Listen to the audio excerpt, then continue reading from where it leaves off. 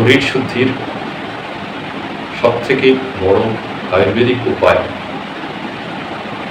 সেটা হলো আয়ুর্বেদিক পঞ্চকর্ম। কিন্তু এই আয়ুর্বেদিক পঞ্চকর্ম একটা দীর্ঘদিনের পদ্ধতি। এটা করতে অনেক সময় লাগে, মিনিমাম 15 দিনের আগে হয় না। আর এর জন্যে খরচা অনেক লাগে, ব্যয়বহুল।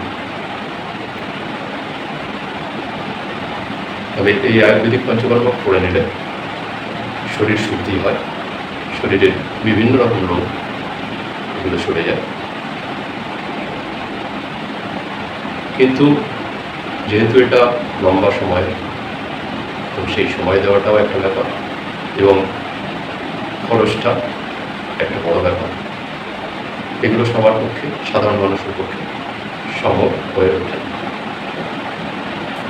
তো আজ আপনাদেরকে এই আয়ুর্বেদিক পঞ্চকর্মর বা তার শরীর শুদ্ধির যে সমস্ত লাভগুলো, সেটা আপনি ঘরে কীভাবে করে নিতে পারেন তার কিছু পদ্ধতি আপনাদেরকে জানানোর চেষ্টা করছি। এর সর্বপ্রথম উপায় হচ্ছে আপনাকে একটা দিন, সপ্তাহে অন্তত একদিন আপনি উপবাস করুন।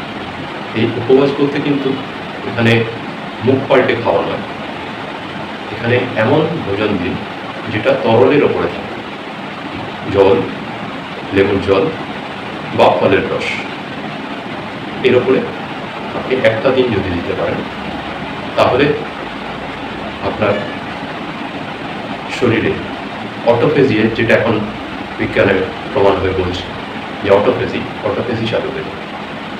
এটা আপনার ডাইজেশনের কাজটাকে আপনি মুক্ত করবেন, ডাইজেশনের কাজটা দিলেন না শরীরকে সারাদিন, তখন শরীরের যে জীবনী শক্তি, প্রাণ ঊর্জা, সে কিন্তু রিপেয়ারিং কাজগুলো করতে পারে এবং তাতে শরীর আস্তে আস্তে সুস্থ হয়।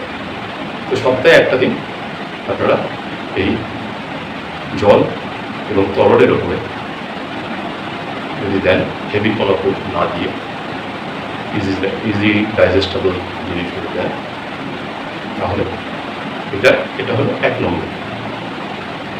দ্বিতীয়ত আপনার যেটা করতে হবে সেটা হচ্ছে প্রতিদিন সকালবেলা 1 চামচ ঘি, সেটা সব থেকে ভালো হয় দেশি গরুর ঘি হলে।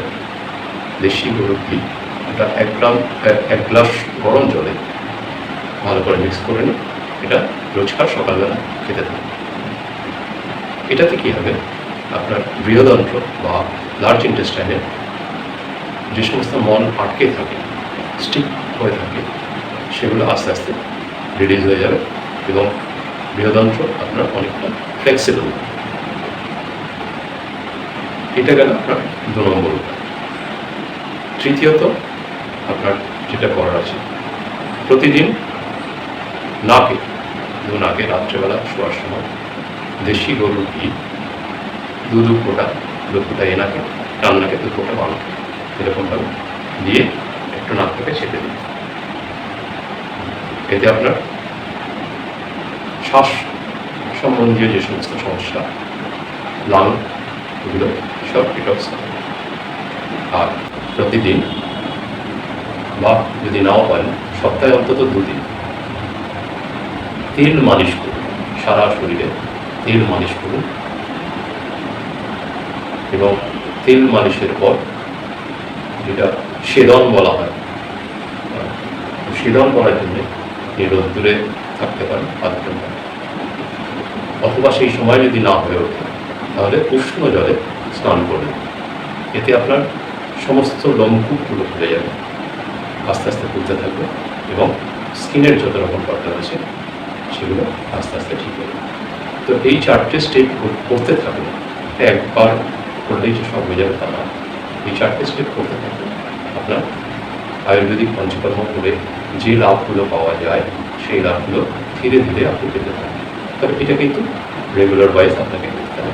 রোজকার মানে নৈমিত্তিক নিয়ম হিসেবে করতে হবে। এটা এক সপ্তাহ করলেন, তারপরে আবার বেশ কিছুদিন করলেন না, এরকমভাবে করলে হবে না। অন্তত কয়েক সপ্তাহ পর পর করতেই হবে, তাহলে আপনি এর লাভগুলো বুঝতে পারবেন। নমস্কার।